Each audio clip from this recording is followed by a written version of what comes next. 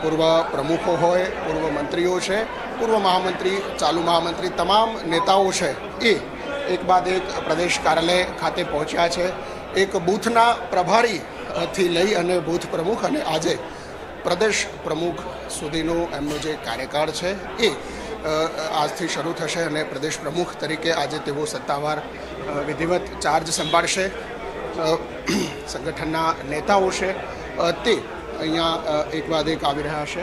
અત્યારે હાલ આ દ્રશ્યો પ્રદેશ કાર્યાલય કમલમના છે કે જ્યાં ચૂંટણી પ્રભારી અને પ્રદેશ ભાજપના પ્રભારી ભૂપેન્દ્ર યાદવ છે તે અહીંયા પહોંચ્યા છે. એમની સાથે કે લક્ષ્મણ કે જેઓ મુખ્ય ચૂંટણી અધિકારી પણ છે આખા સંગઠન પર્વના, તે પણ અહીંયા પહોંચ્યા છે.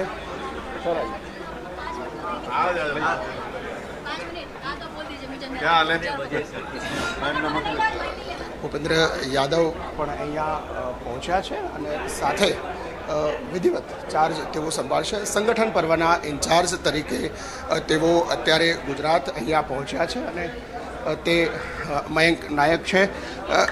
मयंक, लक्ष्मण जी आज चुनाव की औपचारिकता एक पूर्ण होगी, आप क्या कहेंगे? नहीं, आज घोषणा हो जाएगा, नया अध्यक्ष बनेगा.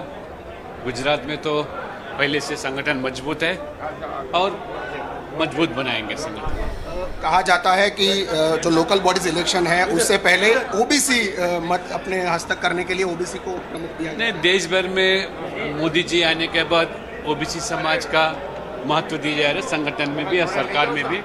ज़रूर सिर्फ राहुल गांधी तो घड़ियाली हाँसू मत है ओबीसी के बारे में, मगर मोदी जी और बीजेपी ही ओबीसी को महत्व देती है. સ્વાભાવિક રીતે પ્રધાનમંત્રી તરીકે મોદીજી આવ્યા પછી એમનું વચ્ચે નીતિનભાઈ પહોંચ્યા છે. નીતિનભાઈ, જગદીશભાઈ તમારા જૂના સાથી પણ રહ્યા છે સંગઠનમાં, આજે પ્રમુખ તરીકેનો વિધિવત ચાર્જ સંભાળશે.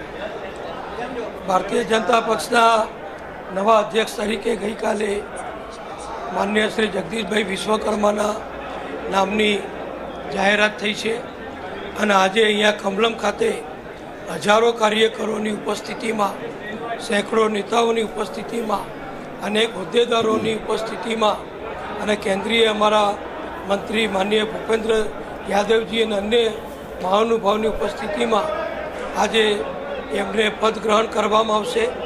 જગદીશભાઈ એ અમદાવાદ શહેરના પ્રમુખ રહી ચૂક્યા છે, ધારાસભ્ય છે, મંત્રી છે, એટલે ખૂબ અનુભવી અને ખૂબ મિતભાષી બધાની સાથે હળીમળી કામ કરે છે. એટલે એનો લાભ યુવાન તરીકે, અનુભવી તરીકે અને સંગઠનના જાણકાર તરીકે એમની જે અત્યાર સુધીની કાર્ય પદ્ધતિ છે એનો લાભ આખા ગુજરાતના ભાજપના 1 કરોડ જેટલા કાર્યકરોને અને ગુજરાતની 7 કરોડ જેટલી જનતાને મળશે. અને મને વિશ્વાસ છે કે વડાપ્રધાન માનનીય નરેન્દ્રભાઈના નેતૃત્વવાળી કેન્દ્ર સરકાર અને માનનીય ભૂપેન્દ્રભાઈ પટેલના નેતૃત્વવાળી ગુજરાત સરકારની જે પ્રજાલક્ષી નીતિઓ છે, જે કાર્યક્રમો છે, જે યોજનાઓ છે, એનો વધુમાં વધુ લાભ ભાજપના કાર્યકરોના માધ્યમથી શ્રી જગદીશભાઈ ગુજરાતની જનતાને અપાવશે. નીતિનભાઈ, એવું કહેવાય છે કે 27% ઓબીસી અનામત આપ્યા પછી સૌથી વધુ ઓબીસી વર્ગ પણ ગુજરાતમાં છે કે જે મતદાર છે, એને ક્યાંક રાજી કરવા માટે ભાજપે પણ હવે આ ઓબીસીનું પત્તું ખેલ્યું છે. ઓલરેડી કોંગ્રેસ અને આપ તો ઓબીસી પ્રમુખ આપ્યા છે.